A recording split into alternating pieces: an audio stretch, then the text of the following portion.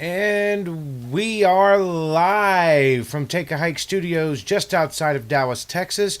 I'm your host, Christian Tatch, and this is College Football Now.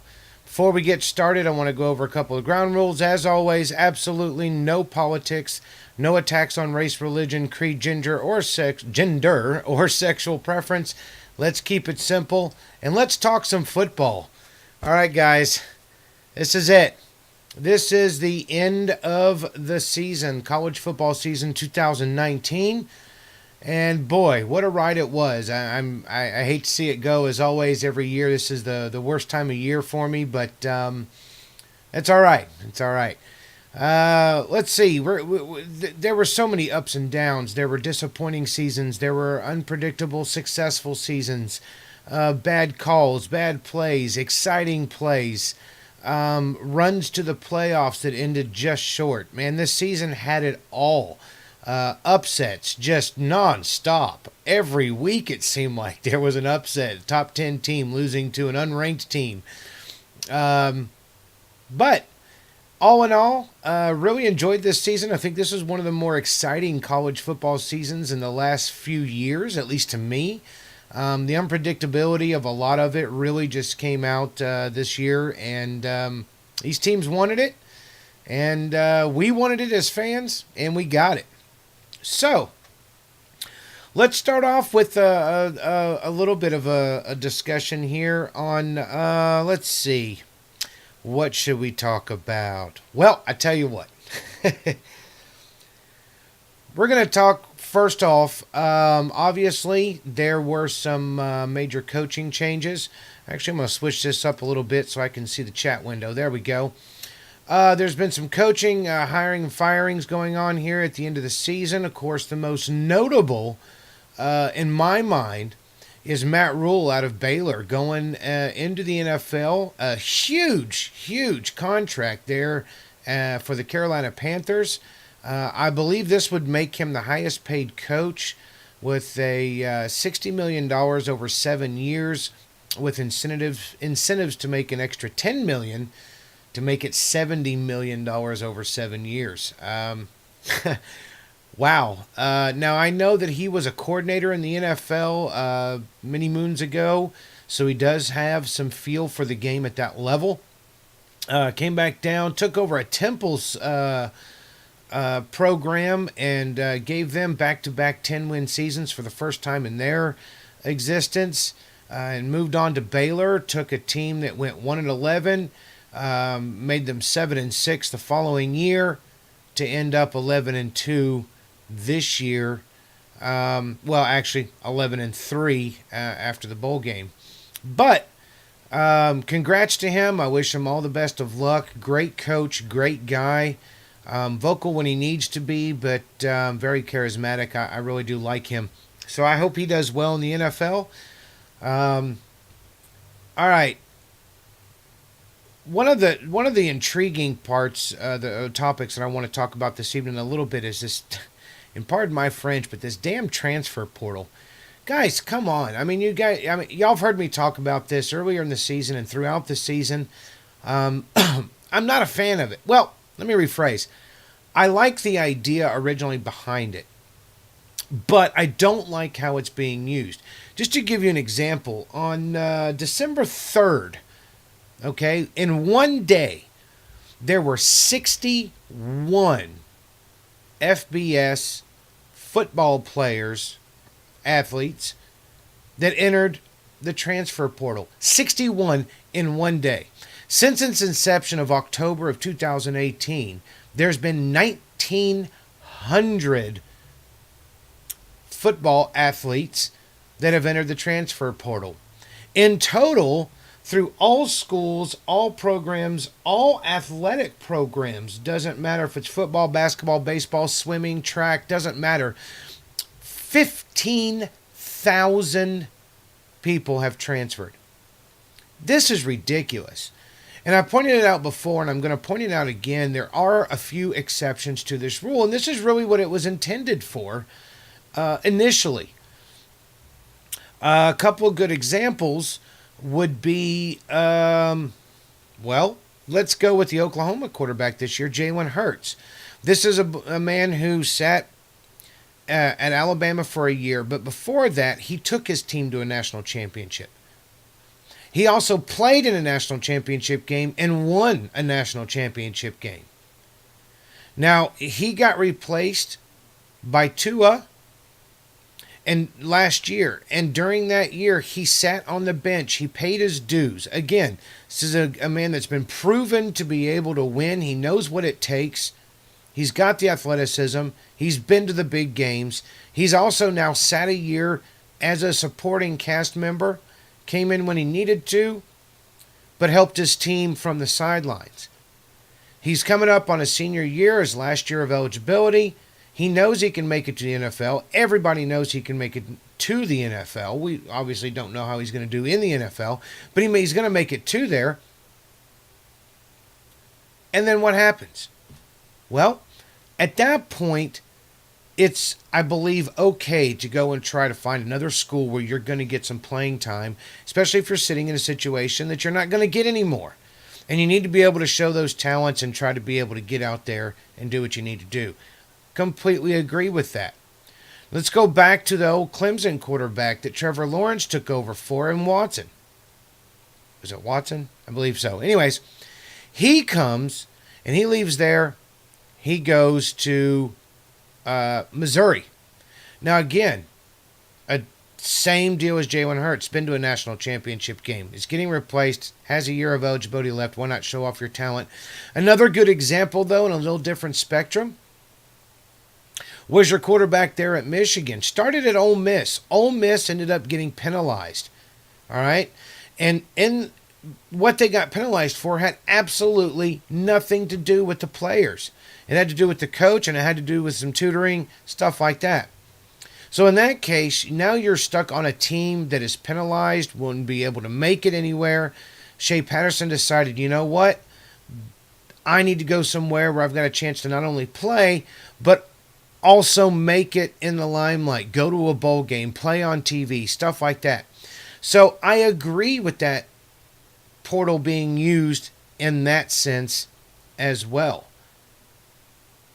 If your team is going to be penalized and it had nothing to do with you, then I believe that you should be able to go.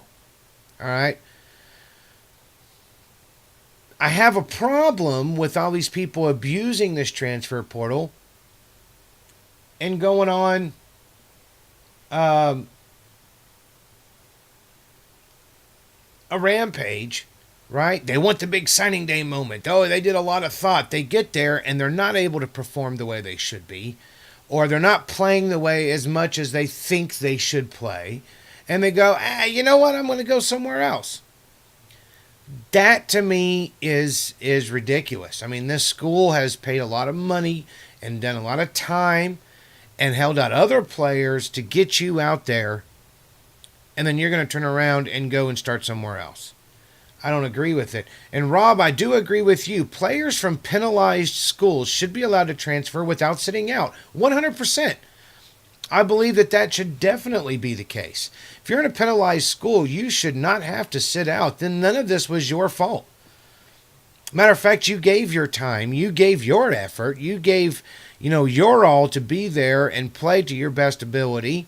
And then now, your future is penalized because of it. So I agree. You should be able to move on. Since Rob's on here, Rob, feel free to call because this next topic is one that I felt like they got it wrong this year. Let me rephrase. Not wrong. I just think there's still too much wiggle room in the rules. And this is the targeting rule. Again, saw it a lot this year. A lot of different games.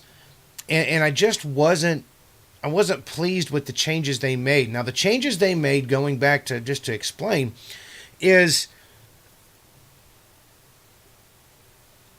it's the calls on the field. It can be reversed, and it can be a lesser penalty.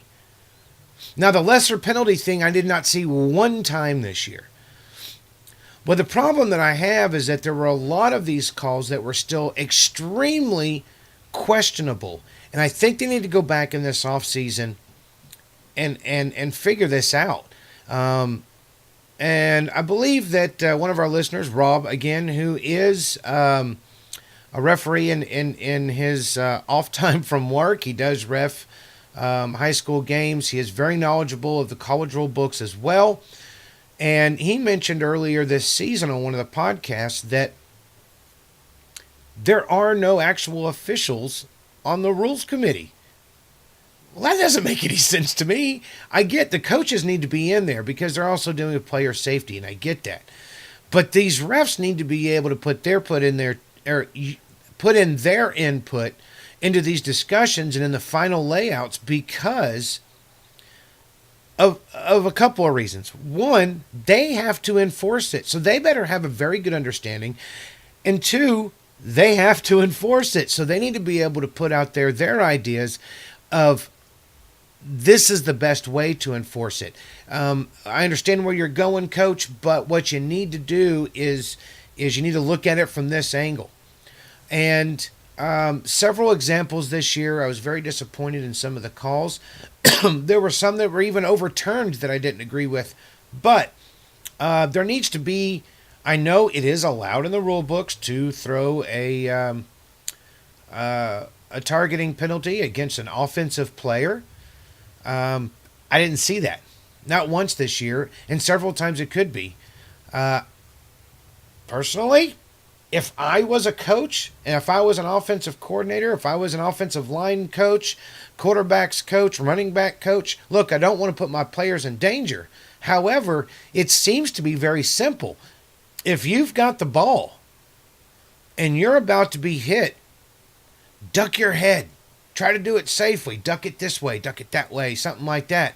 But duck it, especially if you see that the defender's coming up and he's trying to go low on you to avoid the high targeting call. Duck your head. Because the way the rules are written right now and the way they're being enforced, that's going to be a defensive targeting penalty. And it shouldn't be. There should definitely be some sort of intent involved of trying to hit up that high, or at least be able to look at the replay and go, you know what? This guy, regardless of how he made the tackle, he was going for the chest or below. The offensive player, in an attempt to brace himself, in an attempt to do whatever, went low as well, and that's how the helmet's hit. Or that's why it looked the way this did or this did. So that really needs, I think, to be brought out again in the rules. Now, I do believe, I didn't see it, but I think I remember hearing it sometime, the new overtime rule was used once this year, and that is once you hit the fifth overtime, there is no longer going to be going from the 25-yard line to try to score. If you remember, the old rule was in the first three overtimes, each team gets a ball from the 25. If you score a touchdown, you can kick an extra point. You're good. Anything after the third overtime, you could not kick the extra point. You had to go for two. Well, before this season, they changed the rule up a little bit more. They said starting at the fifth overtime, no more several plays coming from the 25, getting first downs, doing all that. From then on, you swap plays as if it is a 2-point conversion play. One play to get it in, the other team gets one play to get it in, so on and so forth. You may end up with several more overtimes that way, but it's going to take less overall time. And their point was player safety. If you remember what really brought this around, and it happened several times in history with 7 overtimes, but the 7 overtime game between Texas A&M and LSU in the 2018 season, those players were beat, and you had to start worrying about their safety. They're out there, they're playing their role, but they're tired. They're worn down. They're just not, all there, but they're playing like they are, and injuries can happen. So I agree with the rule. I didn't see it, but I did hear that in one of the divisions, that rule was actually played out, and it ended very well. The game ended up quicker, and you were good to go. So, those are my rants about transfer portal, the refereeing, especially the targeting rule. Again, I think this needs to go out. Now, I had an idea a while back. I don't think it would go over very well. I'm sure Rob would not like this idea either. I don't know. But I had an idea. And I believe everything needs to be held more accountable. And you've got to remember, a badly reffed game is not only affecting that one game, but the way the playoff scenario is and the bowl game scenarios, this could knock you out of a higher bowl game. This could knock you out of a playoff game. These calls, especially coming at the end of the game, that could be game-changing calls, especially with targeting, stuff like that. There's a lot on the line for these coaches, the players, the fans, everything else, and they should not be taken lightly. And at the end of the day, once the call is made, the game is over. Sure, you can put in your grievance to the NCAA. You can put your grievance to the conference boards. But at the end of the day, they're not going to vacate the win for the other team. They're not going to redo anything. It's just there. So here was my idea: 2 complete sets of referees at every game. Okay? You have your starting set of referees, the ones that would say normally have reffed that game from the get-go anyways. You do have a backup set of referees. They are in somewhere near the locker rooms, in the tunnel, something like that. They have no video or audio of the game. They cannot tell what calls have already been made, how the game's been going, none of that. All right? They're kind of left in the dark, so to speak. Then, at halftime, each coach gets one referee challenge, like you do with a jury. If coaches feel like this crew, or at least one member of this crew, has just not been doing a fair job on either side, or has made bad calls, or do whatever, they have the opportunity to make one ref swap. That ref leaves the field at the same time the other guy's coming out. No communication between the two. His replacement comes out, and then he starts the second half. I don't know.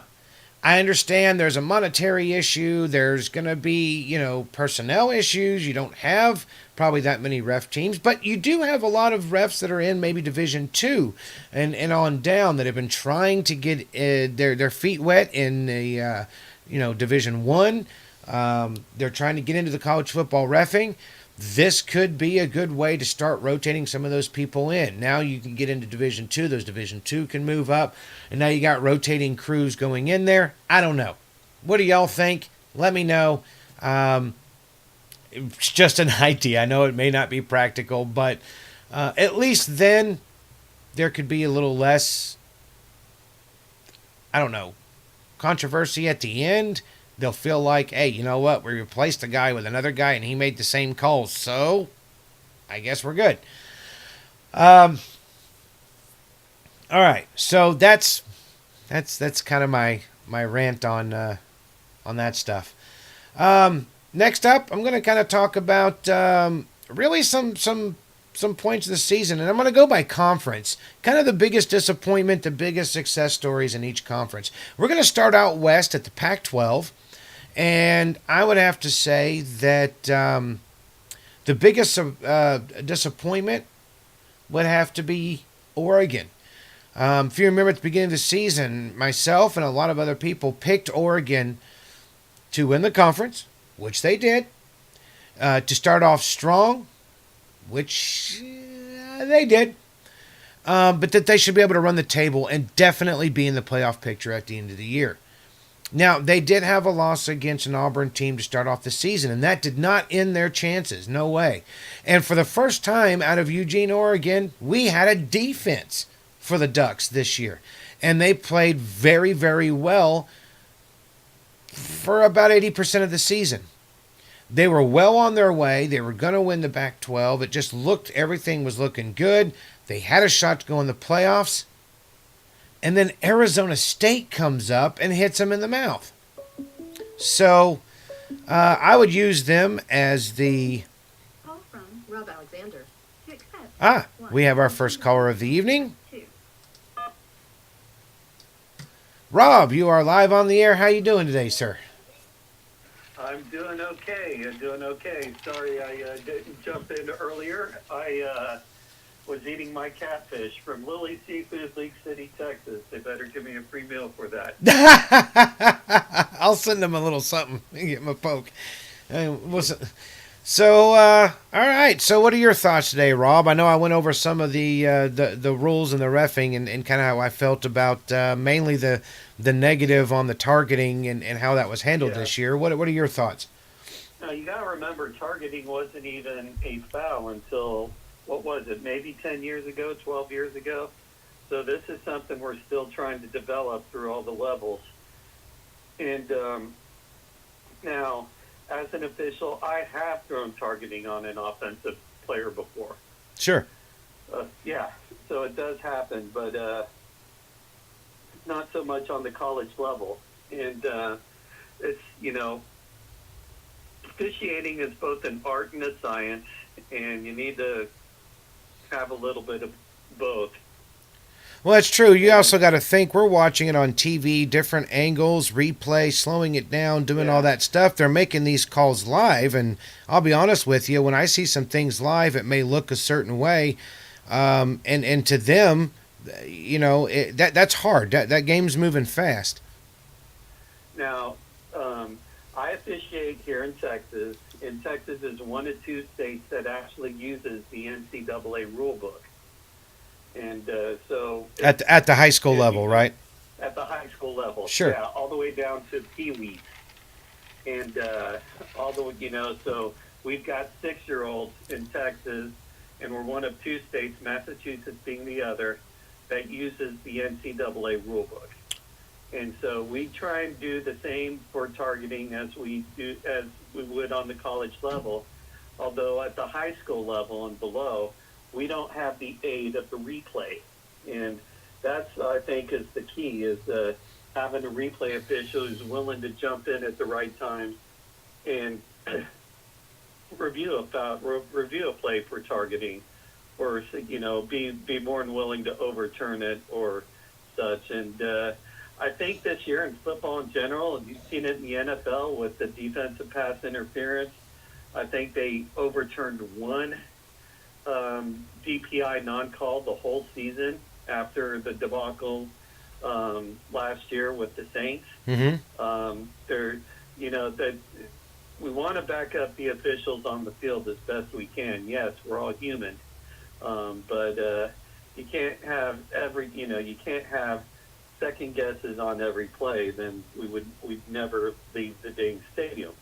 This is true. Now let me ask you. You mentioned something interesting about the high school rule books here in Texas and in Massachusetts, all the way down to the Pee-wee, that they do use the college rules. So let's back up and let me ask you again your opinion on this. You mentioned a good fact earlier in the season that there is no actual official on the rules committee. Do you think that there should be, especially in considering that they're the ones having to enforce them? They're out there and they know what they have to look for, but these rules are also governing down to the kid level.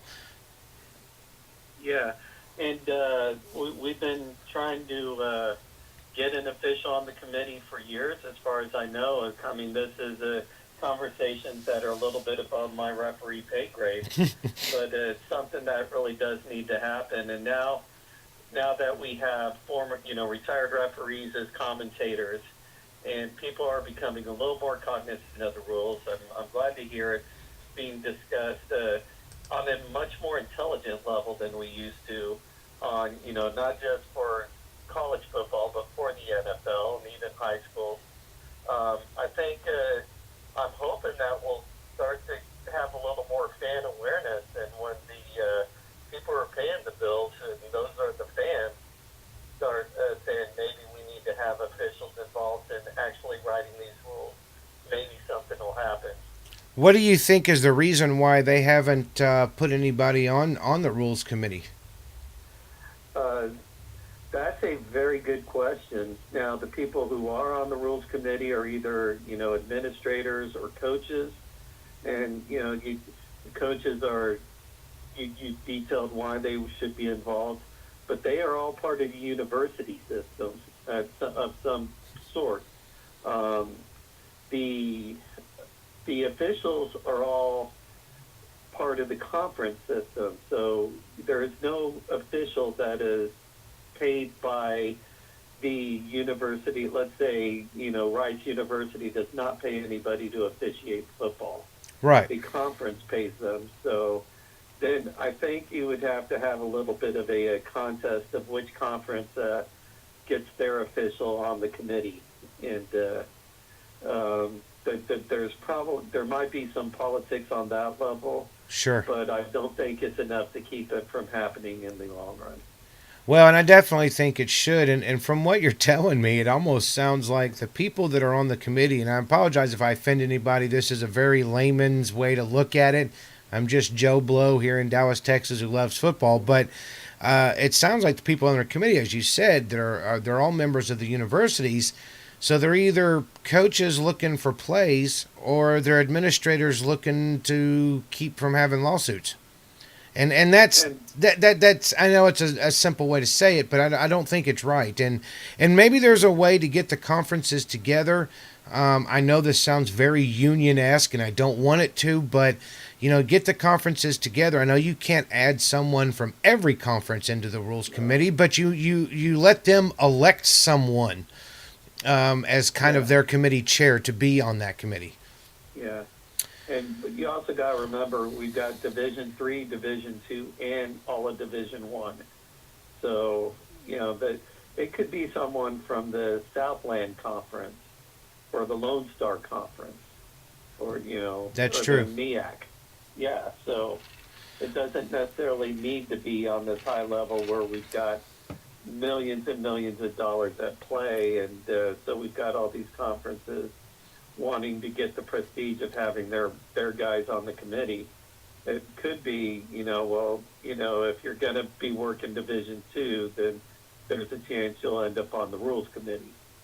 Well, let me ask you this real quick. One last question about the refereeing and how that played out this year is I made an observation this year that I don't know if it's completely true, but I watched a lot of college football and it seemed to me that each conference seemed to have one crew that was really on the ball and consistent. And I don't mean consistent as in always bad, always good, but consistently fair in how they called every game that crew worked together, whereas the other crews in the same conference seemed to have an inconsistency to it. So I wanted to ask you a two-part question. One, can that be considered a fair assessment? And two, why would you think that something like that would be?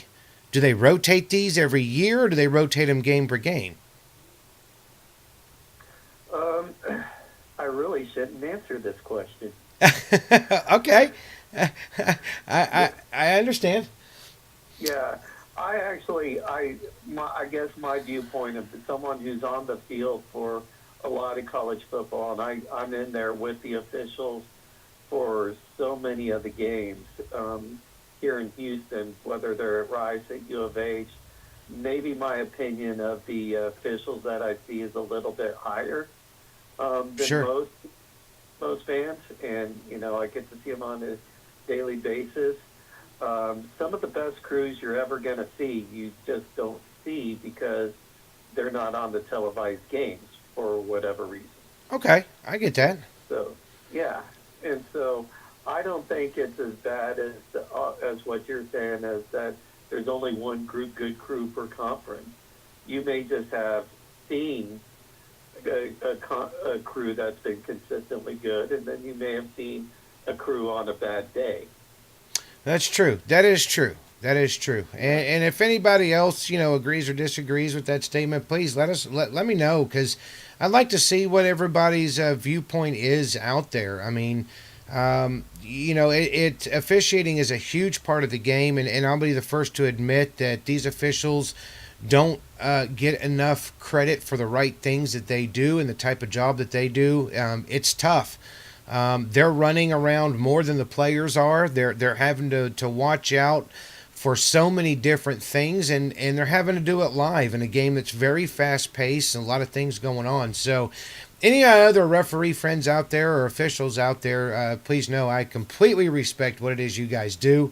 I don't think I could do it and survive. Not that I don't think I could call a fairly fair game. I just don't think I'd be able to see everything or keep it up the pace. It's tough. So it is a big part of the game, and I think the fans know that. But the fans get frustrated. Some of them try to act like they're level-headed and say, "Oh well, yes, that call was against us, but it was a good call." But most of the time, I think that's to level out the fact that they think every call against their team is a bad call. So, anyways, well, Rob, thanks for calling in, and it was great, talking with you this season. What a great season that this was. A lot of exciting weekends this weekend. Yeah, I appreciate you saying that, but I know what's coming. When you get to the Big 12, Texas is the biggest disappointment. They're not right now, my friend. They're not alone. Just call it right now. They're not alone. I promise you, I've got it written down. They're not alone. All right, Rob. Well, have a good evening. And if you're going to say Texas Tech, you better watch out. Chris Berthold's going to have something to say about that. Actually, no. And unfortunately, he may still have something to say, because I'm going to tell you he's not a disappointment, because I didn't expect that much from them this year anyway. So, but anywho, well, all righty, Rob. Thanks for calling in, and we'll see you shortly. Okay, great. Bye-bye. Well, that was Rob, and you heard from him. Again, he does a lot of officiating here in the state of Texas as a high school officiant and officiant. Oh, let me back that up here. No, nothing legal there. But, I mean, he does officiate high school games here. He is on the sidelines during the games that are at Rice and at the University of Houston. Very knowledgeable of the rule books and pretty knowledgeable of how things come to be. So it was good to hear from him and his input on it.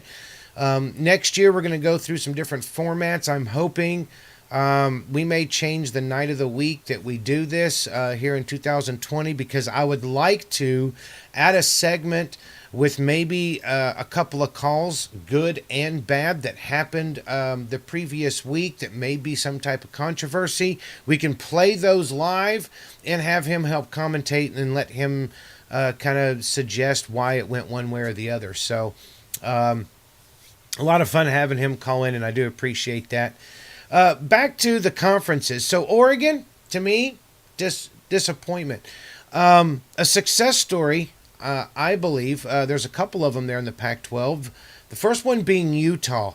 I know Utah was projected to be pretty good, have a pretty good season. Nobody expected them to be one win away from the playoffs. I sure didn't. And hats off to the Utes out there. You guys played a hell of a season. Hopefully you can keep that momentum going. The Pac-12's biggest weak point is the same as the Big 12's. You need more than one or two teams that's later than halfway through the season that have a shot. And Utah, you made that possible. You gave the Pac-12 some hope as well.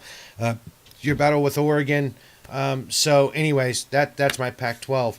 We're going to move down south a little bit. Not the Big 12 yet. We're actually going to get down to some of the other guys down there. North Texas. I'm sorry. in the American, I just don't. I don't know what to say.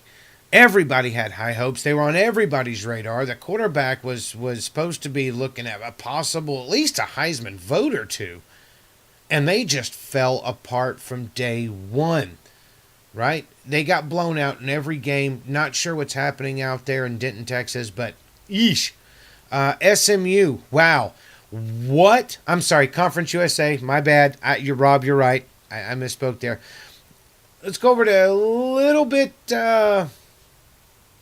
east of there in the Dallas area, who is now the official home team in the college football world of Dallas, Texas, SMU. What a great season they had. Definitely a surprise. They came up short in a couple of games towards the end. Hated to see that. They also didn't show up in their bowl game. But I tell you what, they put SMU back on the map a little bit. People took notice. My father lives up in New Jersey, and I was talking to someone. We mentioned that, and they said, "Oh yeah, SMU down there in Dallas, right? Boy, they're having a good season." So, for the first time since the '80s, it's nice to see that SMU, a local team here, and a team that's been down on their luck for so long, kind of make it out there, or make it up there. Memphis, not really that big of a surprise to me. Memphis has been a good team for a while. Their offense has always been stellar. They found a little bit of a defense this year, and boy, did they play well. I think they ended up with one loss this year. So, good job to them. Cincinnati is another one that I'm throwing. I know they're part of the conference, but I'm just going to throw them out there. Cincinnati was another one that came up, really surprised me. It was a pleasant surprise. I'm leaving them out separate because now when I'm going to talk, I'm going to talk a little bit more about the big boys. So let's move over to the let's go to the Big Ten. No, Ohio State was not a surprise for me. I kind of picked them to win or at least make it to the conference championship game since day one. I felt like they were going to do it, and they did it in dominating fashion. The disappointment for me in the Big Ten was Wisconsin. Started off strong. As soon as they hit big-time play in the Big Ten Conference, they just couldn't hold up. And I'm not sure what happened there, but either they were figured out or, I don't know. I'd hate to think they weren't that good to begin with, but they really are. They just couldn't compete in those games for the entire game. I'd have to say Penn State is another one on the list that kind of underwhelmed me there towards the end of the season. The biggest surprise in the Big Ten for me was Minnesota. Man, did they come on strong this year. They had an absolute terrific season. Even went to a bowl game and beat an SEC team. Only two SEC teams lost in the bowl games, and Auburn was one of them, and it was to Minnesota. And Minnesota came up to play. They came up to play all season long. Of course, they came up short against, Ohio State and another one, but Minnesota was a surprise. They were not on my radar this year as one to really come through and play the way that they did. They will be on my radar next year. I promise you that. Next, we're going to move over to the ACC. In the ACC, obviously Clemson was a no-brainer. Everybody knew that they were probably going to continue on and that they were going to make the playoffs and probably continue on into the national championship game. And they are. One of the bigger disappointments for me in that conference was Syracuse. Syracuse, I expect a little more out of this year. And, boy, they just didn't show up. They were almost the North Texas of the ACC. They just did not show up this year. Couple of pleasant surprises for me was Virginia Tech. Ended up having a better season than I was originally giving them credit for. Wake Forest, man, hats off to you guys. What another good season for y'all. Y'all do this in spurts every few years, and this was a year. Hopefully you can continue the momentum next year. And Virginia, wow. Virginia really came up. Of course, they played in the conference championship game against Clemson, but their record and their games speak for themselves. What a great season for them. So that was my surprise out there in the ACC. Moving on down to the SEC. Really? The disappointment there. I thought that Mississippi State would have been a little bit better. I know they're going through some stuff, but boy, they couldn't do it. Both Mississippi schools were completely out this year. They were outmanned, outcoached, outplayed in every game, even the games they won. Another disappointment for me in this conference was Kentucky. I thought that they would put on a little bit better of a season. They did well. They went to a bowl game. They won their bowl game. I get that, but I don't know. There just wasn't. I don't know what I expected from them. I think the biggest surprises for me, number one would be LSU. I knew that they were good. I knew that they had the wherewithal to play well, be challenging in the conference. I thought that they would probably upset Alabama. That was the start of the season, but for different reasons other than just LSU being as good as they became. They completely dominated. Yes, they won some games by close margins, but their turnaround from the last couple of years to this year has been tremendous. Coach O's done a great job out there. But I'm going to tell you right now, they're not my biggest surprise. My biggest surprise in the SEC this year, Tennessee. Really? Yes, Tennessee. They came out. Yeah, they lost a few games. But guess what, guys? They won a bowl game this year. Woo! Go Vols. They were quiet all year, but they were in every game. They played. They won some games. They had a fairly decent season when everybody was on their back for the last two seasons.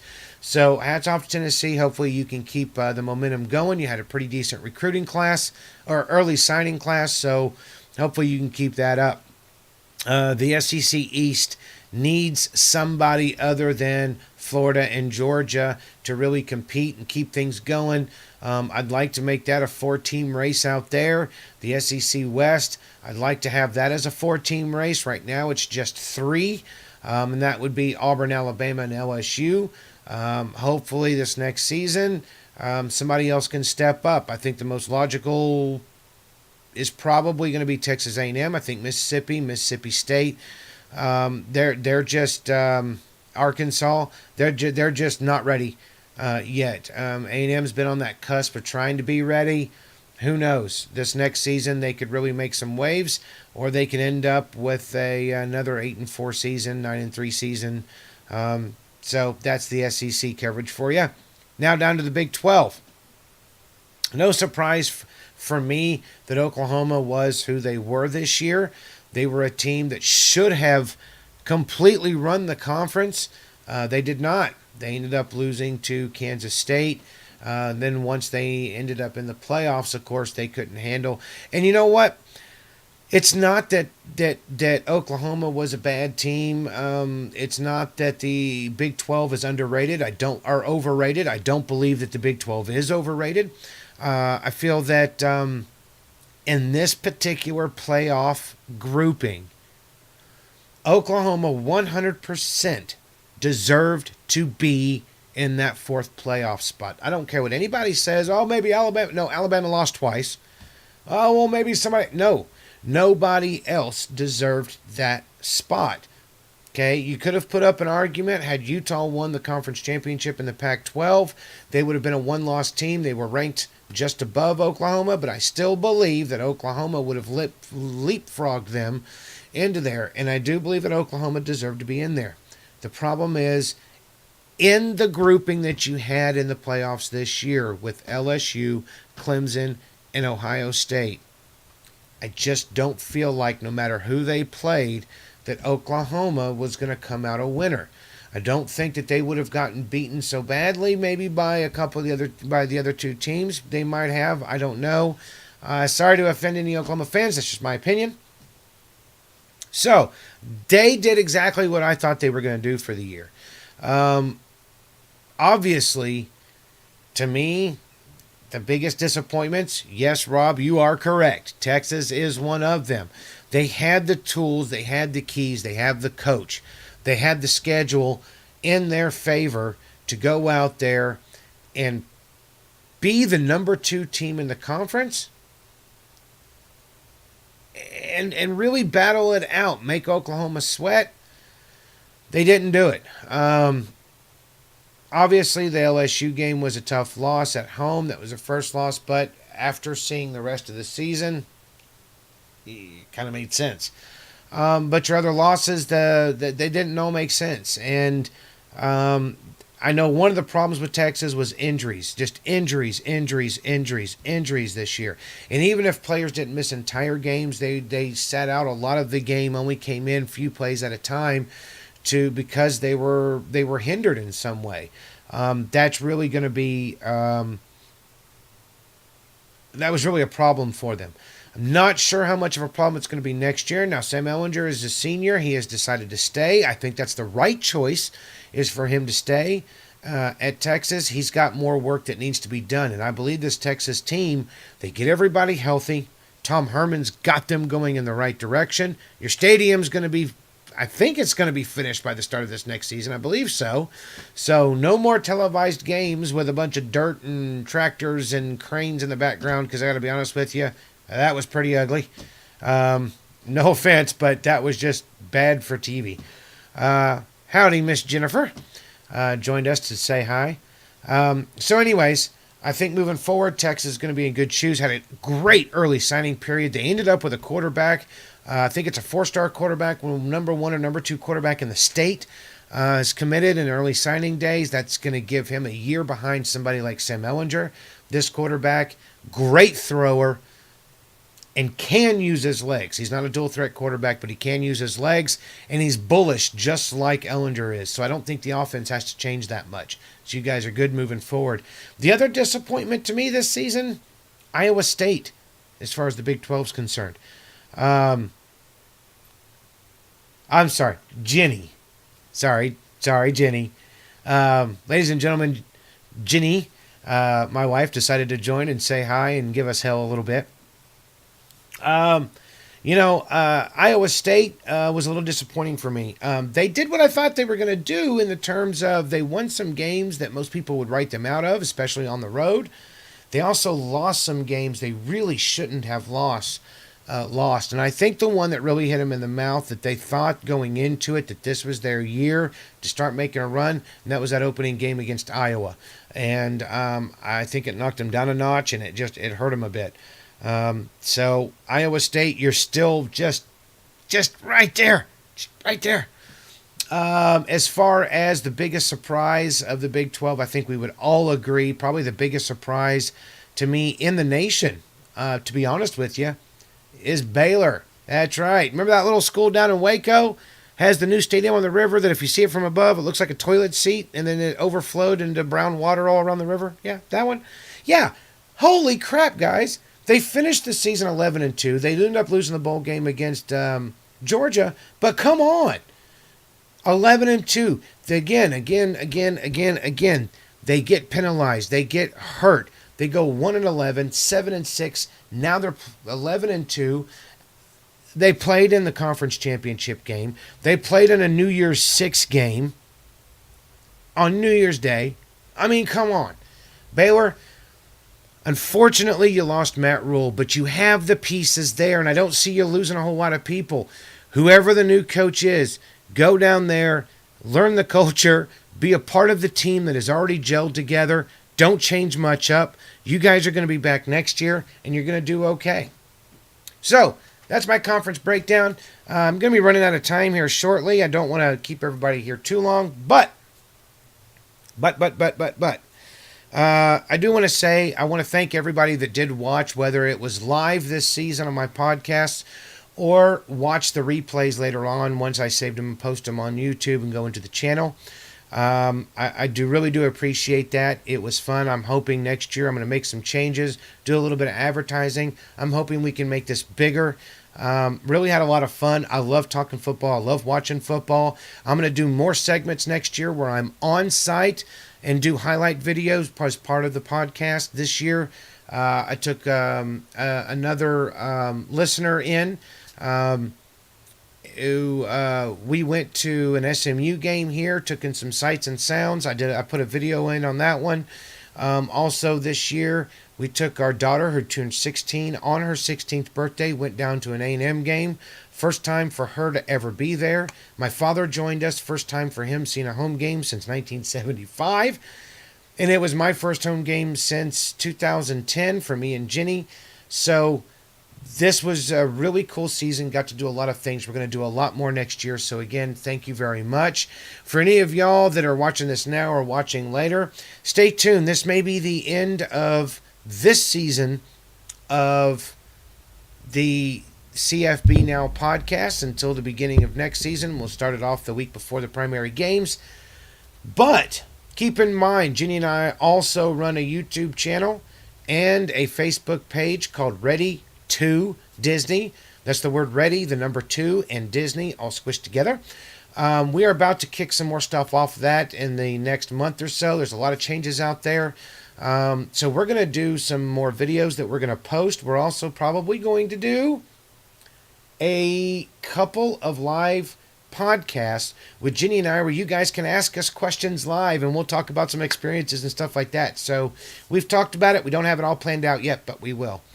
Rob, as far as the recruiting special, I do believe that may be in the works. I've got a lot of homework between now and actual National Signing Day.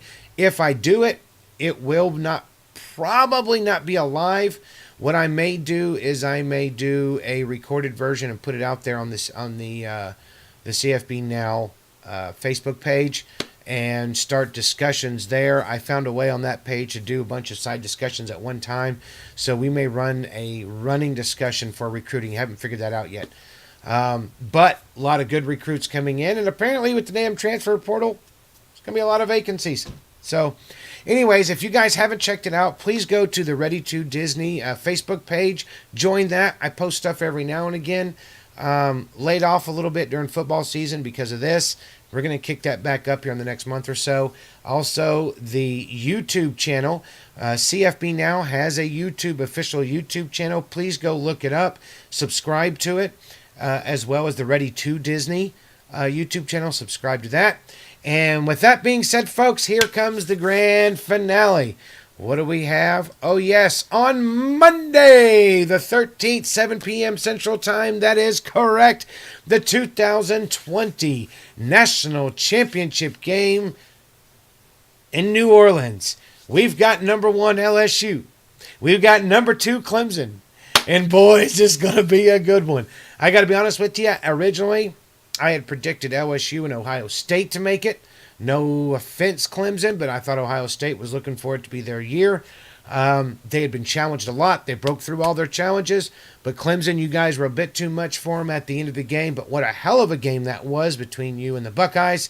LSU dominating fashion over Oklahoma in the playoff semifinal.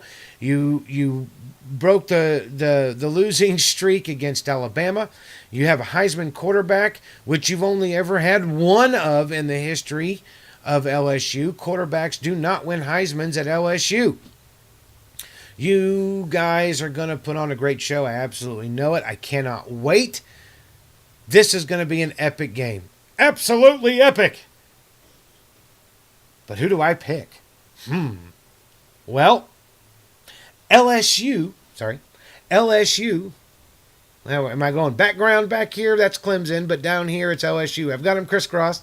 Anyways, on one side you've got LSU. Yes, Heisman Trophy winner. That doesn't mean anything to me.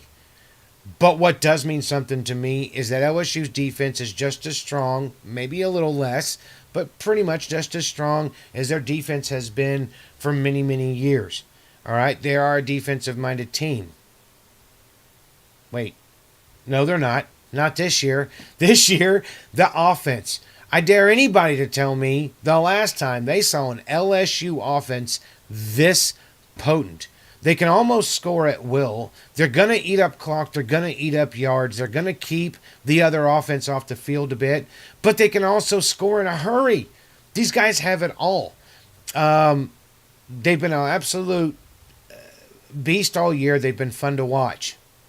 Clemson, guys, again, your defense This year, to me, was a little lackluster compared to some previous years. But again, you guys always have great defenses. Brett Venables does a great job out there.